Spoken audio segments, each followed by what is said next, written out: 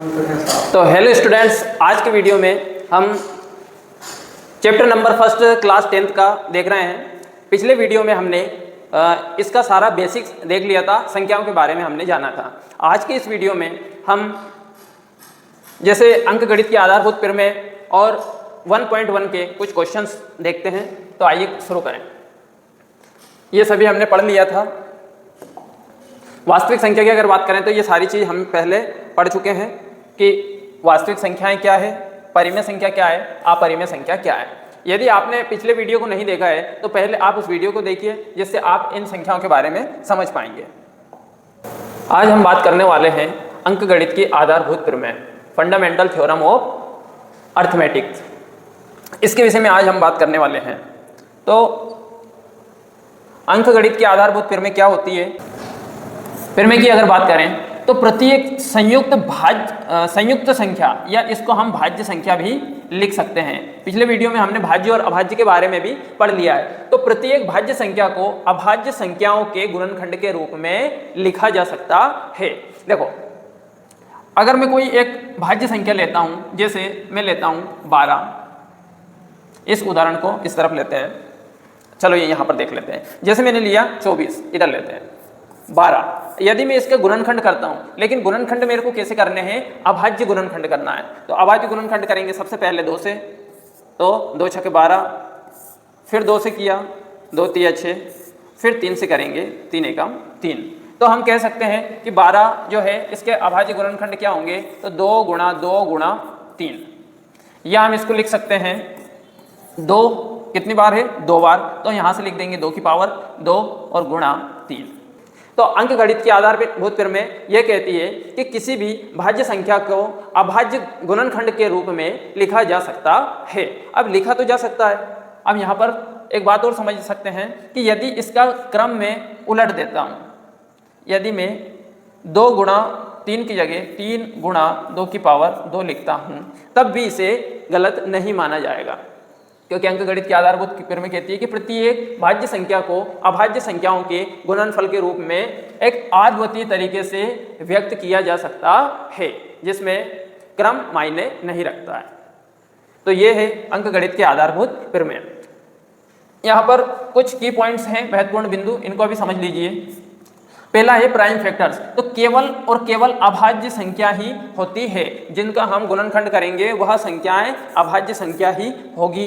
दूसरा दिया है अद्वितीय होता है, यानी कि इसका जो सॉल्यूशन होगा वो ये जो प्राइम फैक्टर्स होंगे वो कैसे होंगे? तो अद्वितीय होंगे। केवल फैक्टर्स का क्रम बदल सकते हैं, प्राइम फैक्टर्स वही रहते हैं। तो यहाँ पर ये जो थर्ड जो है पॉइंट, उसमें हमने ये जाना कि ये प्राइम जो फैक्टर्स हैं उनका क्रम बदल सकते हैं, लेकिन फैक्टर्स वही रहते हैं। तो इस तरह से ये आधारभूत प्रमेय, अंकगणित की आधारभूत प्रमेय है। ये आपको आपके लिए very very very most important है। आगे देखते हैं। दैनिक जीवन में वास्तविक संख्याओं का क्या महत्व है? तो जैसे कि स्टूडेंट्स आप जानते हैं कि हमारे दैनिक जीवन में वास्तविक संख्याओं का बहुत ही ज़्यादा उपयोग है, क्योंकि हम सुबह उठते हैं तब से लेके जब तक सोते हैं तब तक जितने भी कार्य करते हैं सभी संख्याओं के बीच रहकर ही करते हैं। जैसे कि मेजरमेंट करना, किसी भी चीज़ को मापना, या पैसे का लेन देन करना, व्यापार करना। तो प्रत्येक जो चीज़ है वो हम वास्तविक संख्या से रिलेटेड ही करते हैं। तो आप यहाँ पर देख सकते हैं कि वास्तविक संख्याओं का जो दैनिक जीवन में क्या क्या उपयोग है। तो मापन के लिए इसका उपयोग किया जाता है, मौसम और विज्ञान के लिए इसका उपयोग किया जाता है, धन व्यापार यानी बिजनेस में किया जाता है। जैसे उदाहरण दिया हुआ है कि दूध की कीमत यहाँ पर 58.50 लिखी हुई है, जबकि अभी 60 है। तो इस तरह के उदाहरण आप देख सकते हैं, बैंक बैलेंस को देख सकते हैं। तो ये सभी जो है वो वास्तविक संख्याओं के उदाहरण हैं। अब यहाँ पर आप कुछ टेक्नोलॉजी में भी इसके उदाहरण देख सकते हैं। जैसे GPS जो होता है उसमें भी संख्याओं का उपयोग किया जाता है, मोबाइल एप्लीकेशंस में संख्याओं का उपयोग किया जाता है। तो यहाँ से आपको बहुत सारे एग्जाम्पल देखने को मिल सकते हैं जिनका उपयोग हम दैनिक जीवन में करते हैं।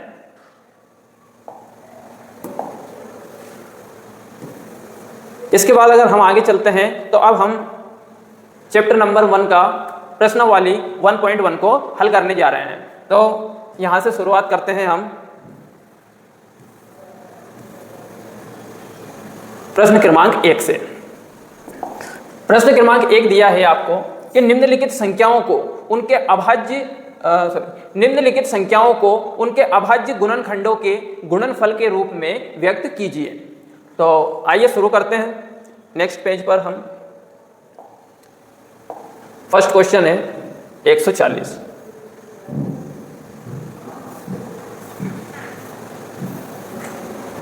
तो पहला क्वेश्चन दे रखा है हमको 140।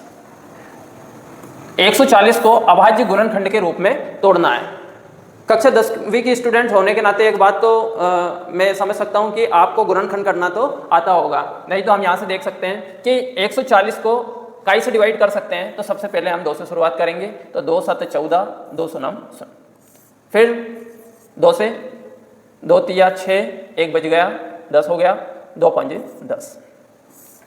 अब 2 से नहीं जाएगा तो ये 5 से कटेगा, 5 से 5 7 35 और 7 से 7 एकम 7। तो हम यहाँ पर देख सकते हैं हमारे जो गुणनखंड हमें प्राप्त हुए हैं 2 गुणा 2 गुणा 5 गुणा 7, ये हमको मिले हैं 140 के गुणनखंड। तो हम इसको लिख देंगे 140। यहाँ पर 2 बार है तो 2 की पावर 2 गुणा 5 गुणा 7। तो ये होगा हमारे इस प्रश्न का उत्तर। ठीक है, प्रश्न क्रमांक 2 देख लेते हैं। क्वेश्चन नंबर 2 दिया हुआ है हमको 156। 2 से शुरुआत करेंगे। 2 7 14, 1 बच गया, 16 हो गया, 2 8 16। फिर 2 से डिवाइड करेंगे तो 2 3 6, यहाँ से 1 बच जाएगा, ये 18 हो गया, 2 9 18। अब 3 से देंगे, 3 एकम 3 और 3 3 9। अब सीधा यहाँ पर 13 से जाएगा क्योंकि यह एक अभाज्य संख्या है, तो 13 एकम 13। तो इसको लिख देते हैं 156 2 गुणा 2 गुणा 3 गुणा 13। तो यहाँ से 156 के जो हमको अभाज्य गुणनखंड प्राप्त हुए हैं तो 2 की घात 2 गुणा 3 गुणा 13। Next question number 3।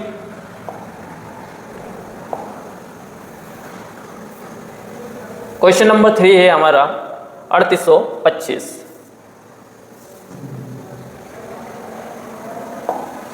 Question number 3 यहाँ लिखेंगे हम 3825। यहाँ हमें इकाई के स्थान पर 5 दिख रहा है, तो जब भी इकाई के स्थान पर 5 दिखे 5 से शुरुआत कर सकते हो। तो 5 से करेंगे, 5 7 35, 3 बच जाएगा, 32 हो जाएगा। फिर 5 6 30, 2 बचेगा, 25 हो जाएगा, 5 25। फिर 5 से देंगे, 5 एकम 5, 2 बचा, 26 हो गया, 5 25 और 1 बच गया, 15 हो गया, 5 3 15। 3 से दे सकते हैं, 3 5 15 और 3 एकम 3। यहाँ पर क्रम मायने नहीं रखता है, ये हमने अंक गणित के आधारभूत क्रम में देखा था। तो यहाँ पर फिर से 3 से डिवाइड करेंगे तो 3 एकम 3, 2 बच गया, 3 7 21। फिर 17 से देंगे तो 17 एकम 17। तो यहाँ पर हमारे 3825 के जो फैक्टर हमें मिले हैं वो हैं, यहाँ लिख सकते हैं हम 3 गुणा 3 गुणा 5 गुणा 5 गुणा 17। तो ये 3825 को हम इस तरह से लिख सकते हैं, 3 की पावर 2 गुणा 5 की पावर 2 गुणा 17। ये होगा हमारा आंसर। अगले क्वेश्चन को करेंगे। क्वेश्चन नंबर 4 है हमारा 5005। इकाई स्थान पे हमको 5 नजर आ रहा है तो 5 से शुरुआत करते हैं। यहाँ लिखा 5 5 एकम 5 0 0, फिर 5 एकम 5। क्या 7 से दे सकते हैं? देते हैं। 7 एकम 7, 3 बचेगा, 7 चौक 28, 7 21 दे सकते हैं। 7 से जब हम इसको डिवाइड करेंगे तो 7 एकम 7, यहाँ से 3 बच जाएगा, 30 हो गया, 7 चौक 28, 2 बच जाएगा, 21 हो गया, 7 21। क्या 11 से दे सकते हैं?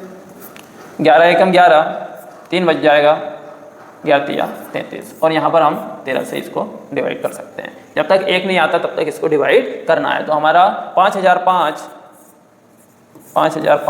को लिखेंगे 5 गुणा 7 गुणा 11 गुणा 13। ये हमारे अभाज्य गुणनखंड होते हैं। एक लास्ट क्वेश्चन को और कर लेते हैं। क्वेश्चन नंबर फर्स्ट में जो 5 क्वेश्चन दे रखे हैं उसमें एक प्रश्न और बचा है हमारा 7, 4, 2, 9।